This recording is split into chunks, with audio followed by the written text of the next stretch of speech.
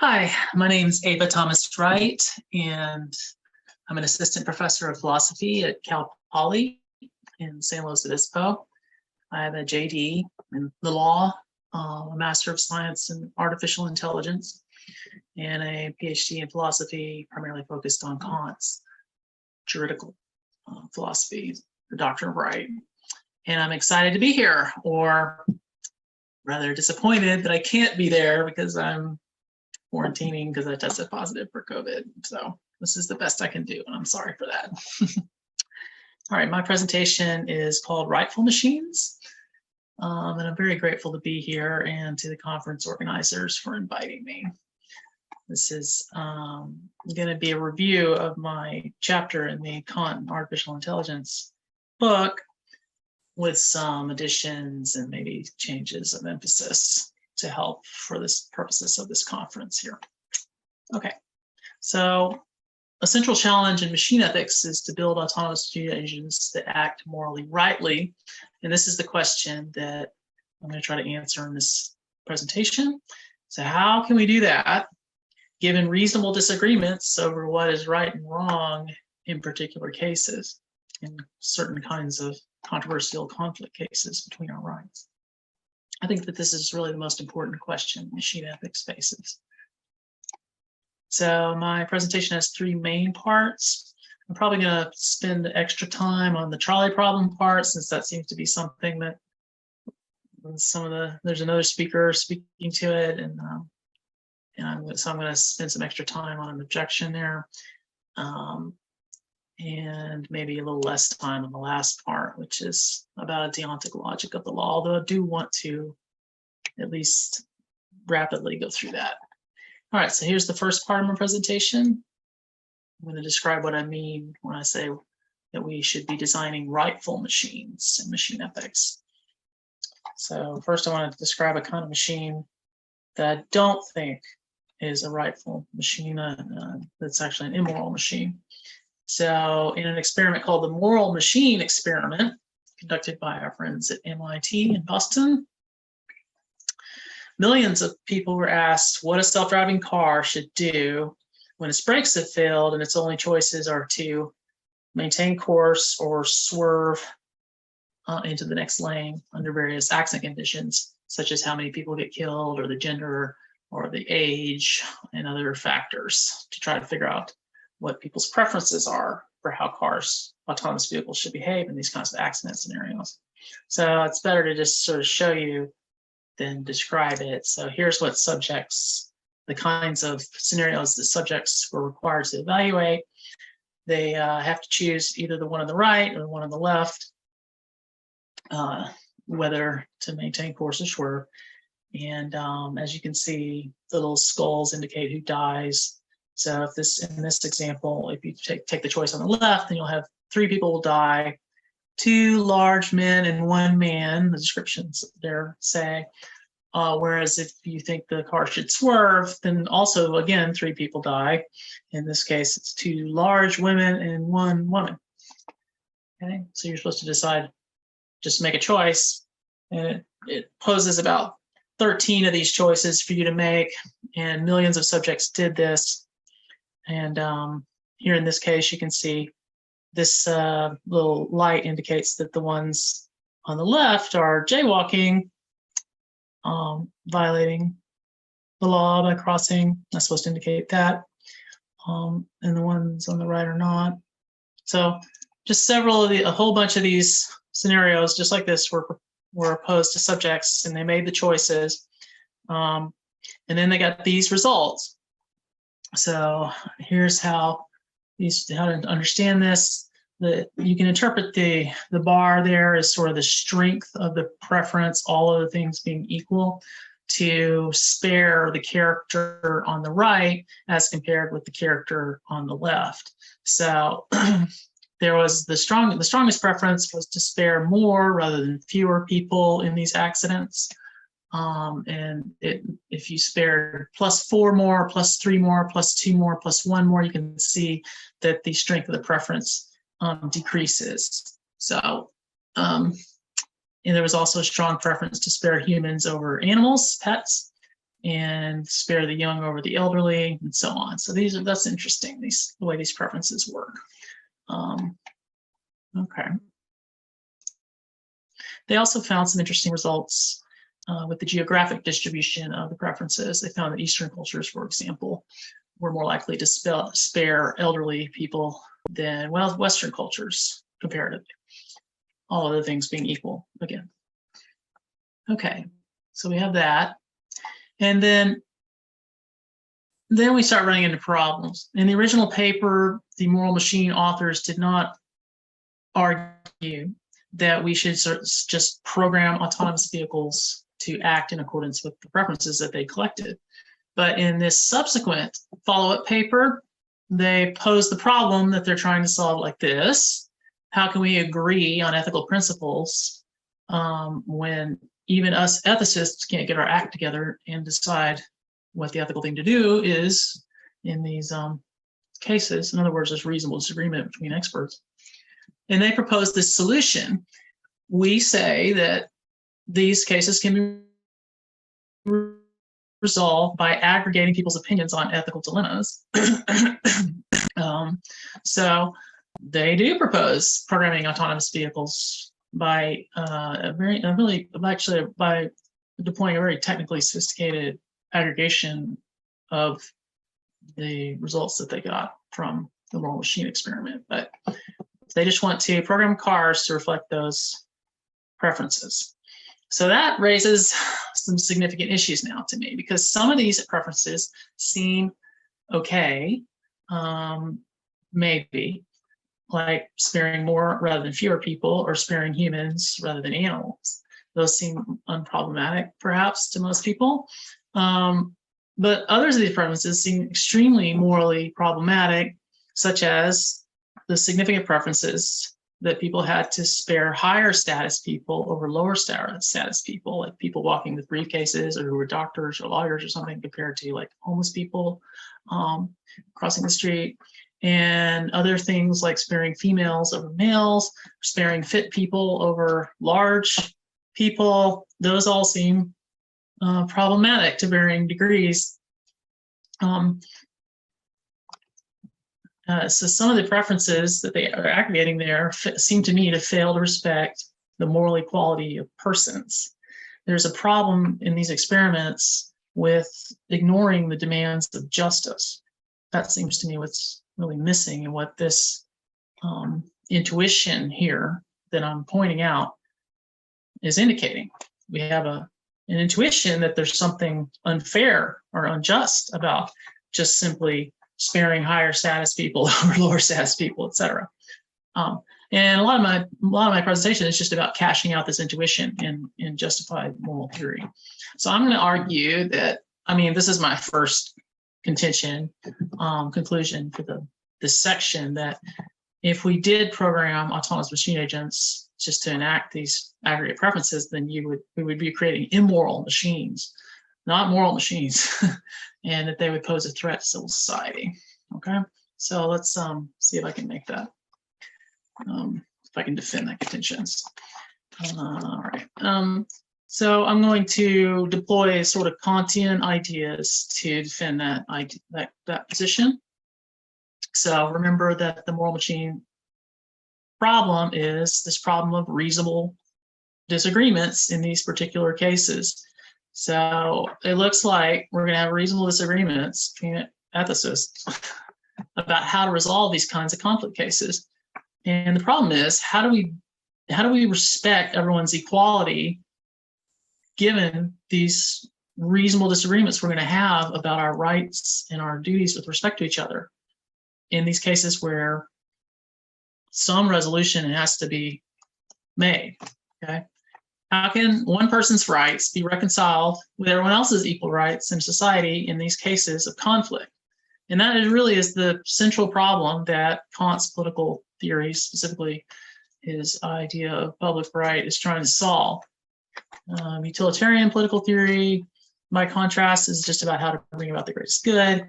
And then more traditional social contractarianism, such as Hobbes or Locke, is about how do we further our self-interest by uniting our powers.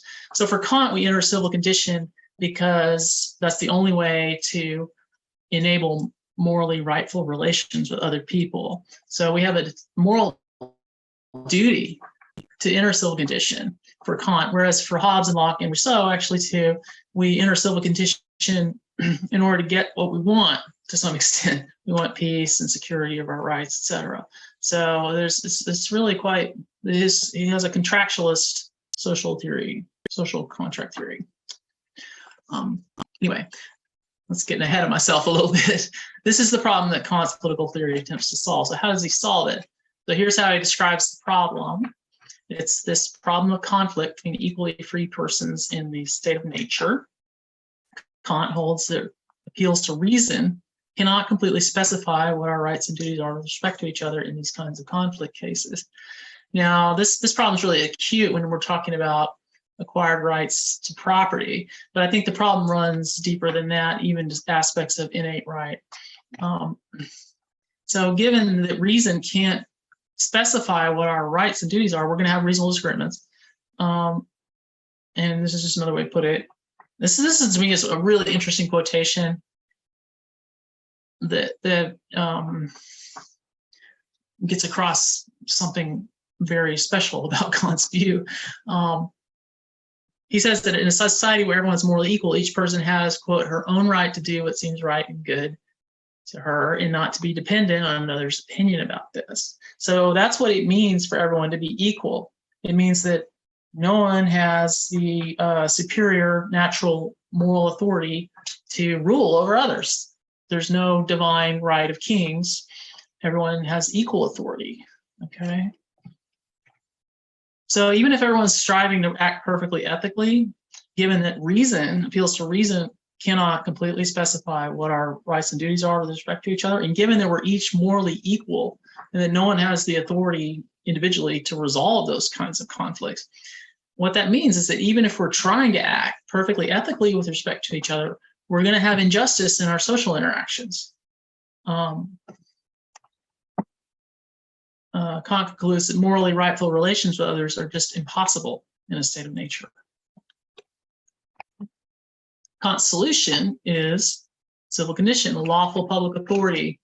He says what we need is a system of laws that can represent everyone's united will. So he calls it the omnilateral will.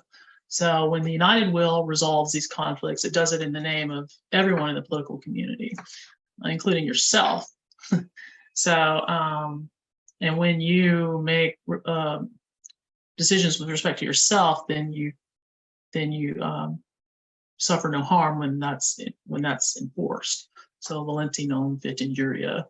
Okay, and I'm not going to talk much about this, but I think that the united will can be understood in terms of Kant's possible universal consent standard of the authority of public laws. Okay, so basically the conclusion here is that only a lawful public authority can enable morally rightful relations with people, between persons in conflict who are equal. And when it does so on behalf in the voice of everyone, including the people in the conflict. So what's the implication of that solution to the problem of reasonable disagreement and conflict in the state of nature? Well, it's the implication that's most important for purposes here is what I'm referring to as the priority of right, the Kantian priority of right. So whatever the lawful public authority determines in these particular conflict cases, what it determines our respective rights and duties are with respect to each other has to take moral priority over our individual judgments of what is right, seems right and good to us in that case. So in the state of nature, we we have a duty to do what's right, and we have the duty to do that to the extent that we can understand that ourselves. No one else has the authority to tell us. But once we enter a civil condition, we have to defer to public authority in those respects. And in fact, even if we reasonably disagree with the judgment of the law, what's right in the civil condition, irrespective of consequences, is to respect the law's authority and to act accordingly, okay? So that's what he means when he says that rejecting public authority and just acting on your own judgment in these kinds of conflict cases where there has been a resolution is to do wrong, he says, in the highest degree, because you're really rejecting the very basis of having rightful relations with others when you do that. So we have a moral duty to respect the judgments of lawful public authority in conflict cases. Kant's argument is powerful because, there are many cases where you might want to stand on what's right. You don't care what the consequences are. It's a very deontological thought. And the social contractarian arguments of Hobbes and Locke and Rousseau aren't going to move you because you think you should do what's right, irrespective of the consequences. So just because you need the law in order to achieve peace and security in society, and that's what you want, those are good things, that's not going to move someone who thinks they have a duty to do what's right, irrespective of the consequences. Whereas Kant's argument, it tells you that obeying the law in those kinds of cases is what is right, irrespective of the consequences. So Kant answers a really important objection to the social contractarian theory of the justification of the law. Anyway, that's a little bit of an aside. Okay, so here's the main conclusion from this section, is that I argue that a moral machine has to be what I'm going to refer to as a rightful machine. That's one that respects the priority of justice and the law, public law's legitimate state, the authority of the law. All right, so now we're getting to the meat. How does this cash out in these moral conflict cases? How does it work in, like, for example, the famous trolley problem conflicts? Okay, so the trolley problem consists in some apparently irrational divergent intuitions in two kinds of cases. And the first kind of case is what's called the driver variation. Here, you're the driver, the trolley's brakes have failed, and your only choices are to either turn the trolley, killing one person on the side track there, or to maintain course, killing 5 people on the main track there. And in polls and experiments, such as the moral machine experiment, they reliably reveal that people's moral intuitions are about 85% of people, 80 to 90% of people will say the driver should turn in a case like this. Okay.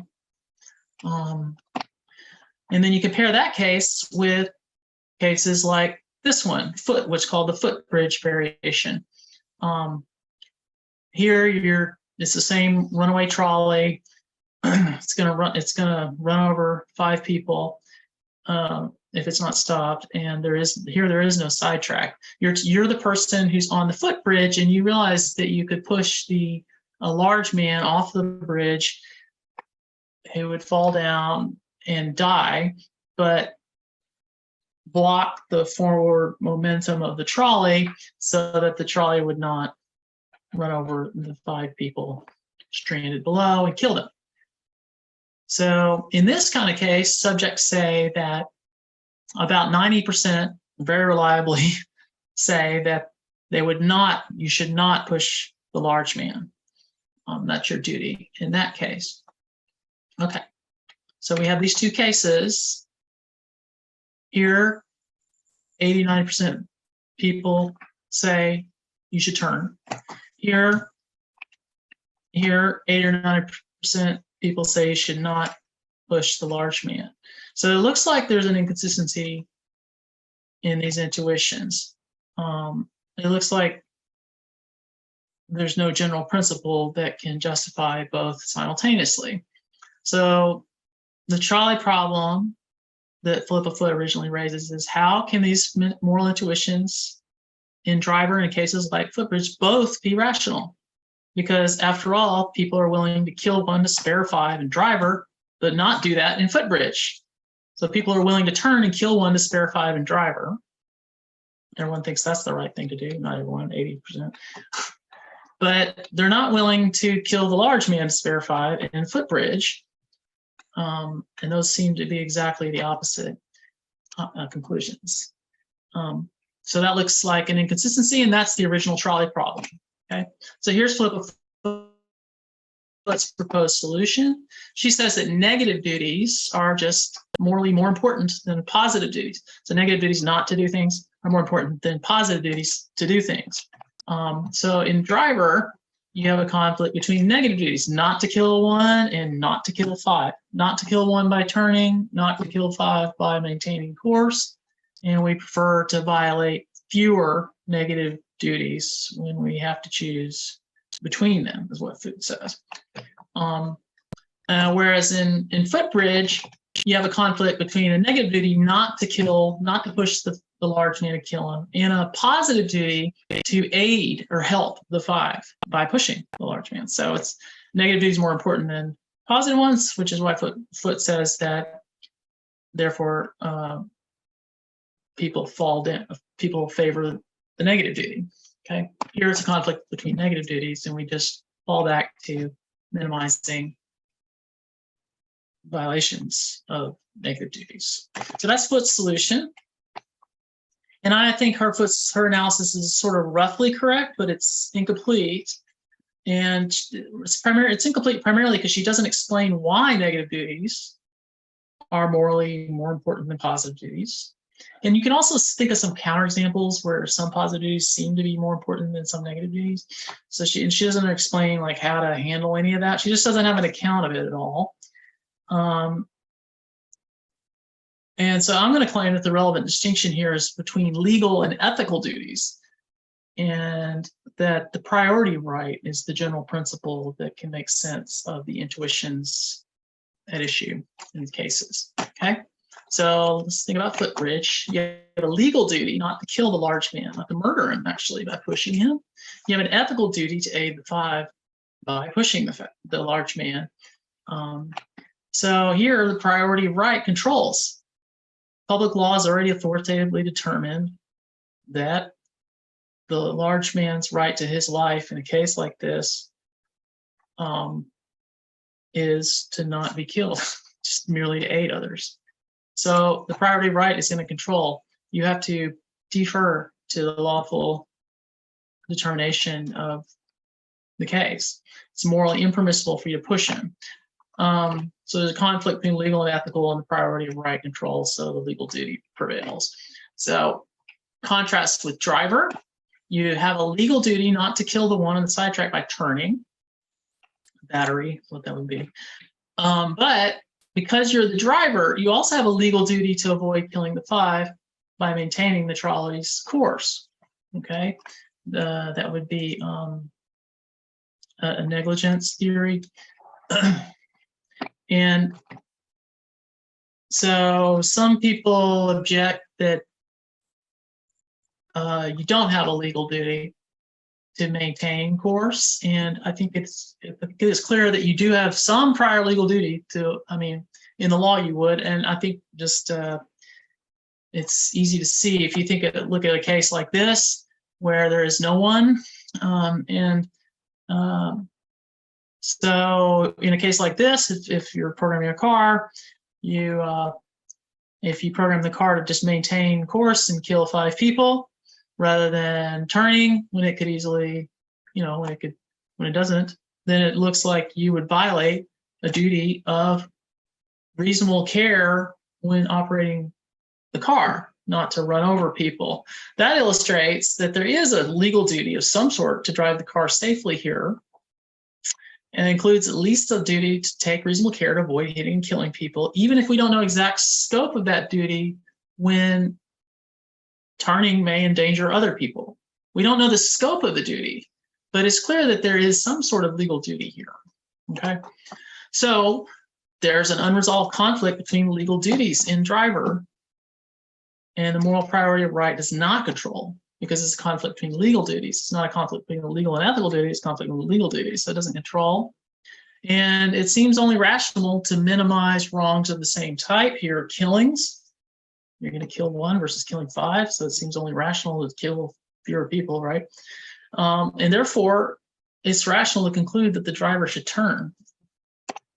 So I've shown that prevailing moral intuitions that one should kill one to spare 5 in driver, but not do that in footbridge are both rational intuitions. That solves the trolley problem. Now, I want to address an objection that's raised in a paper by Elke Schmidt by Schmidt in another paper in the Artificial Intelligence volume, and also I think she's presenting later on today in this conference. And this objection is the drivers in driver case is doing nothing when they maintain course. So Schmidt argues that the driver is doing nothing, and so does not actually kill the 5 in any morally relevant sense. And that's contrary to what both Philippa Foot and Judith Jarvis Thompson, who's also written a lot on the trolley problem, just assume without even much discussion at all. It's also contrary to what I've argued here. So yeah, maybe Schmidt's right. So what Schmidt argues is that the driver is obliged not to turn the trolley in order not to kill the one, Schmidt asserts. And therefore, since the driver is not morally free to do otherwise than maintain course, what he does in maintaining course cannot be described as killing the 5.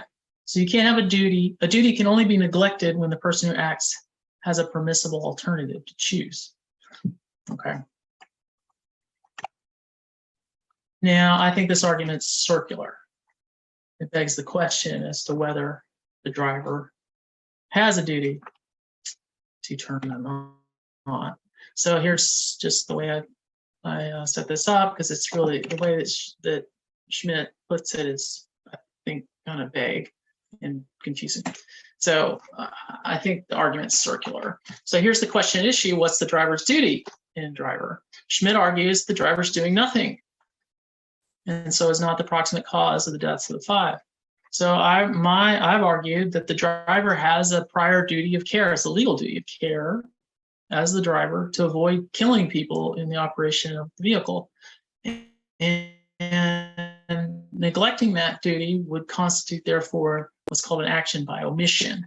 Okay, that's a common doctrine in the law, and it operates in these ethical contexts as well, I think. So if parents, for example, if parents fail to feed their child who dies, then they commit murder even though they technically did nothing because they neglected to perform a prior duty that they had to care for the child.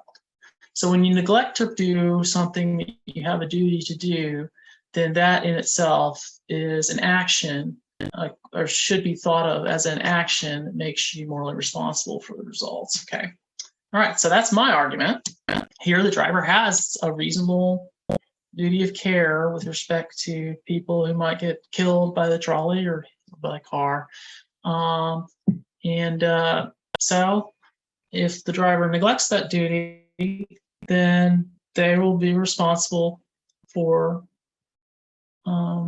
the consequences of that action. It's an action of that neglect. It's an action by omission. So Schmidt's argument is the driver can't have that prior duty because it would conflict with the driver's duty not to turn. So a duty can only be neglected when the person who acts as a permissible alternative chooses. But that's just assuming that the driver has a duty not to turn, and which is the very question at issue. So Schmidt's assuming what she's trying to prove, which is that the driver has a duty not to turn. Okay, so that's the sense in which it's circular. It begs the question. Okay.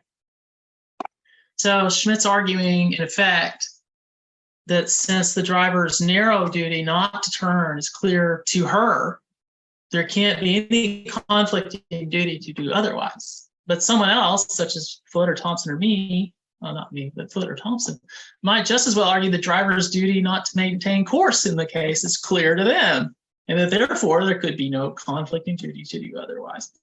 That just shows how the argument's circular. So Kant understood that moral equals will reasonably disagree, that expert ethicists will have reasonable disagreements about how to describe their moral duties in cases, duties and rights in these conflict cases. And I contend that in the driver's action to maintain course can reasonably be described as killing the 5, just as turning can reasonably be described as killing the 1. We're not going to find a consensus on that question. Kant understood this quite well, which is why he thinks that we have to resort to public right and the law to resolve these kinds of conflict cases. Okay, so I just wanted to also mention a legal analysis here. I'm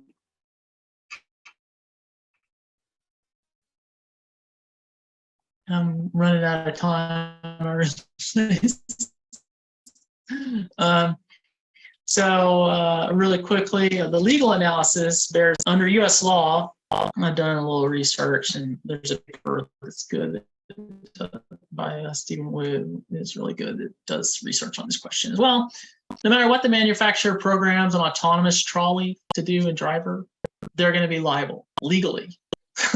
So they're going to be, there's a conflict of legal duties in the case. So the priority of right's not going to control. On one hand, if they program it to turn, then they'll be liable for battery. But on the other hand, if they program it to maintain course, then they'll be liable under a theory of strict product liability for a design defect in the car. It's a reasonable alternative design would have saved more lives. In that latter analysis is exactly parallel to the tort of negligence. That's how it would actually play out under U.S. law. There would be a conflict. There's an unresolved conflict of legal duties here in U.S. law, anyways. Okay. Now I think other trolley problems are just non-problems. Talk about that. So that's basically the core of my presentation. And since I'm at 34 minutes now, I think perhaps I should just stop. I have this other section that goes into more detail about how to resolve true legal dilemmas. And I argue that that maybe my trolley problem solution is not 100% rock solid because, in fact, I rely on 2 general principles. One, the priority of right, but also this other principle that we ought to minimize commission of wrongs of the same type. Okay, so I argue that in driver, the reason why the prevailing intuition is to turn is because it's rational to minimize how many people you're killing. It's better to only kill 1 person when your only other choice is to kill 5 people. So 1 murder is not as bad as 5 murders. And that's the logic. And that seems like maybe a principle of rationality rather than a consequentialist analysis. So that's sort of contestable. If we reject the idea that it's just a principle of rationality, then we're left with a legal dilemma. And I have views on how Kantian justice insists that we should resolve legal dilemmas. Basically, I argue that Kantian justice is required to resolve them. We can't leave them unresolved. Moreover, they have to have some kind of rational justification, the resolution. Once they resolve the priority right, operates. And I'll just state these conclusions just to finish up here because I'm over time now. So my first conclusion was that autonomous machine agents that just implement raw ethical preferences would be immoral machines that ignore the authority of the law, ignore justice, the claims of justice, and equal rights of freedom. Okay, that's the problem of the moral machine experiment. It has to be a rightful machine. We got to respect the priority of justice and the authority of the law. That's the only way we can have morally rightful relations between equals. And then I showed how the priority of right solves the trolley problem, because it shows that prevailing moral intuitions to kill 1 to spare 5 in driver, but not do that in footbridge, are both rational at the same time. Okay. And then I didn't get to talk about it, but the last 2 conclusions of my presentation are just that the rationale for prior right shows how rightful machines as opposed to just purely legal machines. I didn't talk about that, but that's an interesting question that we could ask about how they should handle dilemmas in the law. And then I also provide an exercise. I set out a kind of deontic logic, and then I explore